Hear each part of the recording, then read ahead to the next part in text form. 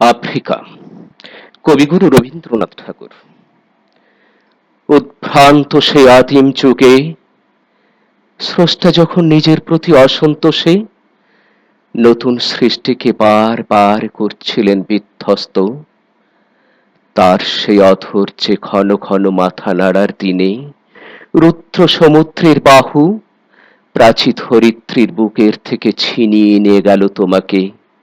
Africa, বাঁধলে তোমাকে বনস্পতির নিবিড় পাহারায়, কৃপণ আলোর অন্তপুরে। সেখানে নিভৃত অবকাশে তুমি সংগ্রহ করছিলে দুর্গমের রহস্য, চিনছিলে জল স্থল আকাশের দুর্বোধ সংকেত। প্রকৃতির দৃষ্টি অতীত জাদু মন্ত্র জাগাচ্ছিল তোমার চেতনাতীত মনে। বিদ্রুপ করছিলে ভীষণকে বিরূপের ছদ্মবেশে, শঙ্কাকে চাচ্ছিলে হার মানাতে, আপনাকে উগ্র করে বিভীষিকার প্রচণ্ড মহিমায় তাণ্ডবের দুন্দুভিনী নাদে। হায় ছায়াবৃতা, কালো ঘোমটার নিচে অপরিচিত ছিল তোমার মানব রূপ।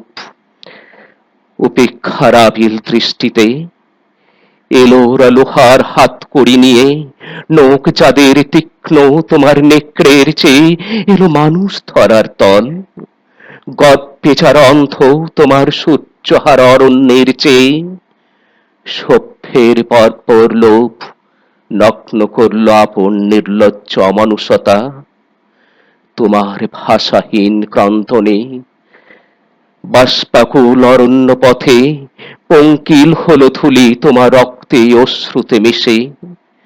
দস্যু পায়ের কাটামারা জুতোর তলায় বীভৎস কাদার পিণ্ড চিরচিহ্ন দিয়ে গেল তোমার অপমানিত ইতিহাসে।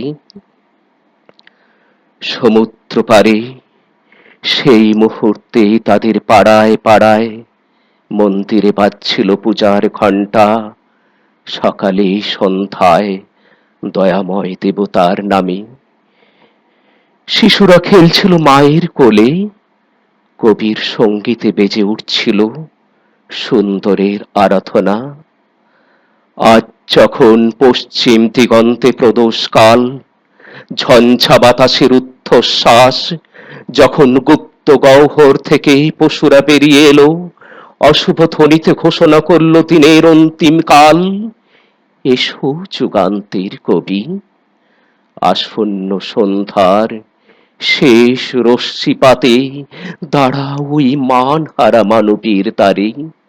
বলো ক্ষমা করো, হিংস্র প্রলাপের মধ্যে সেই হোক তোমার সভ্যতার শেষ পুণ্যবাণী।